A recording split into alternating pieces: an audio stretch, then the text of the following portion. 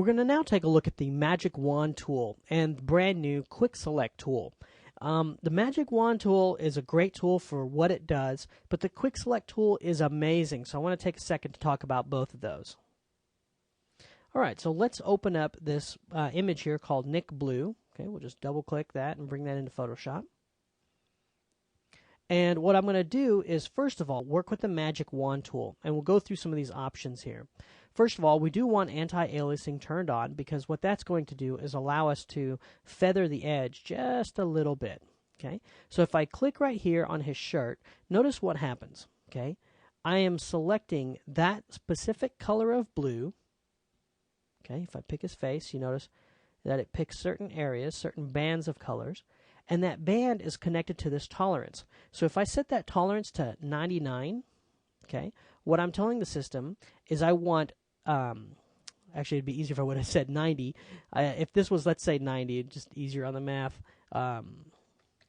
90, what that means is whenever I pick a pixel in here, I want 45 pixels higher and lower in the values to be selected as well. So if I was to trim this down to 10 as my tolerance, and I pick the same areas, you notice I only pick a small band, 5 up, 5 down. Okay.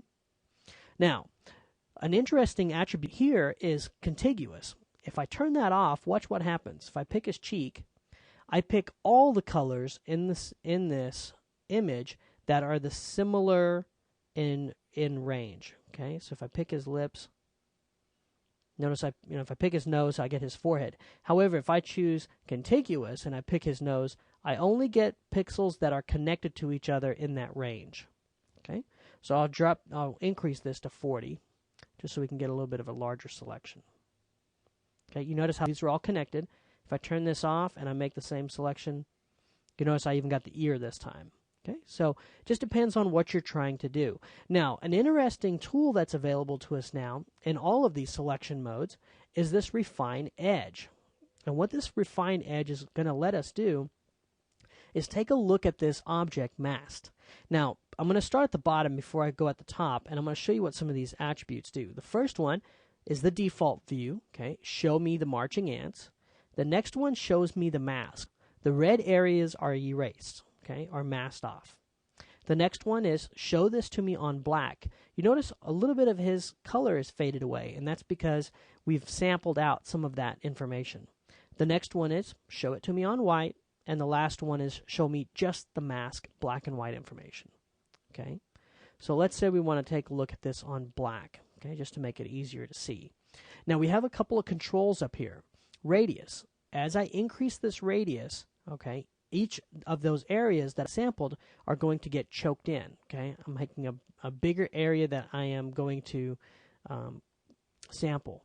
However, my contrast will tighten my edge. Okay, so just depending on what your selection is like, you can use these two to really control the outer edge and how that looks.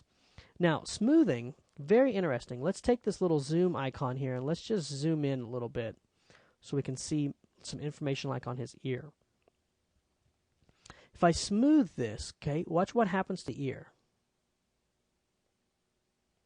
You notice how it gets chunked out? Well, what's happening is it's averaging those points and making this a smoother interpolation between each of those points. So if I want to keep it very rough, I have no smoothing. If I want it very smooth, you notice the difference here. Okay, and this is not going to match up nicely if I was just going to tint his skin or do something with it. So I want to keep that smooth down pretty low. Now the feather is going to control the edge. So as I increase this edge feather right here, you notice how the edge starts to blend out. Okay, so I always say have a little bit of feather just so it controls the anti-aliasing. And then expand and contract, very, very easy to understand.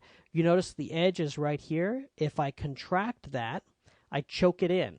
Okay, also another term known by those who work in post-production, you can choke the matte, which is squeeze the matte in.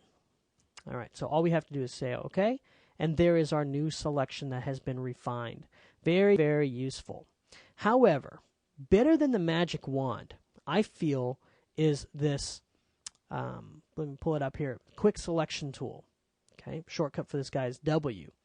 And this is just truly amazing. All you have to do is, you don't have to pick a certain color. You just start clicking and dragging, and your selection will grow depending on what you're dragging over. So there, very quickly, I just selected his shirt, okay? And if you make a mistake, and let's say I add his throat just like this, I just hit the minus key, and I just paint that right out. Just like that. So this tool works very similar, okay? You can make a new selection by hitting this first icon.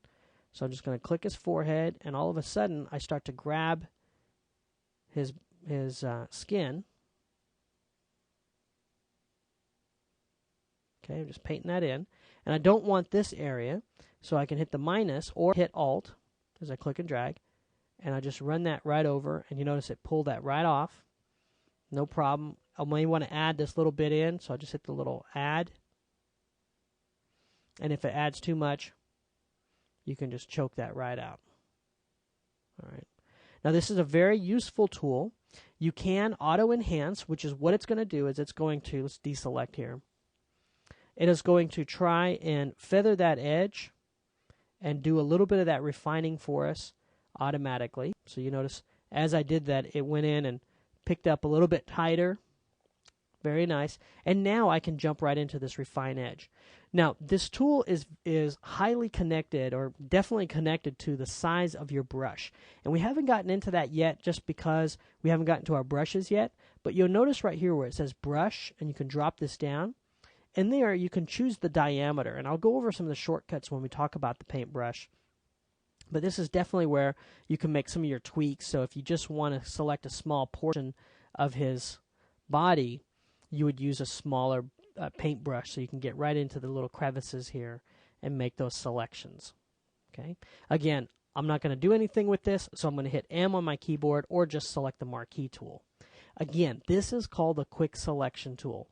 Very, very powerful, very easy way of making your quick selections of your surfaces.